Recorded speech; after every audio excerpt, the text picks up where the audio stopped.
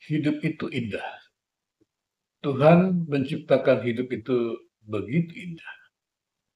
Bagaimanakah kita tahu jika Tuhan menciptakan hidup itu indah? Kita bisa melihatnya dengan peristiwa di Eden. Ketika manusia dicipta, Allah menempatkan manusia itu di Taman Eden. Di sana Allah menempatkan pohon kehidupan dan segala kebutuhan manusia disediakan. Manusia bisa menikmati keindahan ini. Bahkan manusia juga memiliki otoritas untuk memelihara ini.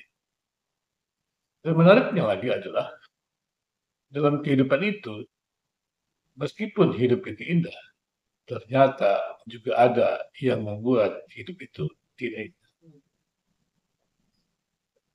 Apakah yang membuat hidup manusia itu tidak indah?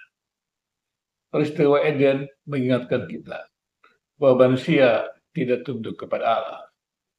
Manusia menuruti kehendak dari kegelapan.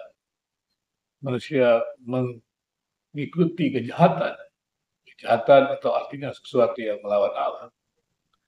Allah yang baik, penuh kasih, penuh dengan keindahan, menciptakan manusia itu dengan baik, penuh keindahan, menempatkan manusia dalam tempat yang baik dan penuh keindahan. Ternyata kemudian direspon manusia dengan cara yang tidak tepat, yaitu bukan hidup dalam kebergantungan kepada Allah, tetapi hidup untuk dirinya sendiri, dan kemudian jatuhlah manusia dalam kegelapan. Mengapa manusia jatuh dalam kegelapan? Manusia dicipta oleh Allah. Segala sesuatu dicipta oleh Allah. Maka karena itu, setiap ciptaan harus bergantung kepada Sang Pencipta. Pencipta itulah yang memberikan keindahan dan dalam dirinya hanyalah keindahan. Itu semuanya bisa dipenuhi oleh ciptaan, yaitu manusia. Kita memang mendengar berita tentang kegelapan iblis yang melawan Allah. Karena disebut kegelapan adalah karena di luar Allah tidak ada terang. Maka di dalam kegelapan itulah manusia ataupun juga iblis yang menggoda manusia yang tidak lagi berada dalam Allah, dia berada dalam kegelapan. Maka dengan demikian kita bisa memahami bahwa segala sesuatu yang ciptaan Tuhan itu baik. Allah yang indah, Allah yang penuh kasih itu sesungguhnya adalah baik adanya. Tapi manusia kemudian mengikuti jalan daripada kegelapan, yaitu melawan Allah, sehingga hidup dalam jalannya sendiri, dalam jalan dari genggaman sang kegelapan. Sehingga indahnya hidup berubah menjadi derita-derita yang seharusnya tidak terjadi. Kemudian yang terjadi adalah peperangan antara gelap dan terang.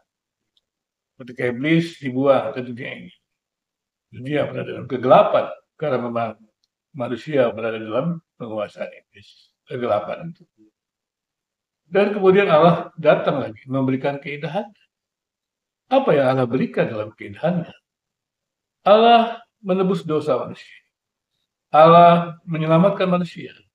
Allah membebaskan manusia dari belenggu dosa, dari belenggu iblis. Maka dengan demikian, ketika Allah menyelamatkan manusia dari belenggu dosa, belenggu iblis, manusia bisa merdeka lagi untuk mentaati Allah, untuk hidup di dalam Allah. Dan itulah hidup yang baru, hidup indah yang kembali diberikan Allah. Dan sudah sepatutnya manusia yang diberikan hidup yang baru, hidup yang indah itu, memelihara kehidupan. Dan kemudian manusia itu juga harus saling memelihara. Hidup itu indah. Dan manusia secara pribadi harus memeliharanya. Supaya keindahan Allah yang memberikan hidup itu ada dalam keindahan hidup. Dan kemudian juga manusia dengan sesamanya harus menebarkan keharuman, kebaikan, dan keindahan Allah. Sehingga pergaulan manusia antar manusia itu tampak keindahan Allah, penuh dengan keindahan Allah. Karena itu, sekali lagi, mari awali pagi ini dengan sebuah harapan untuk menciptakan keindahan-keindahan baru dalam hidup ini. dan bagikanlah keindahan-keindahan baru itu dengan sesat.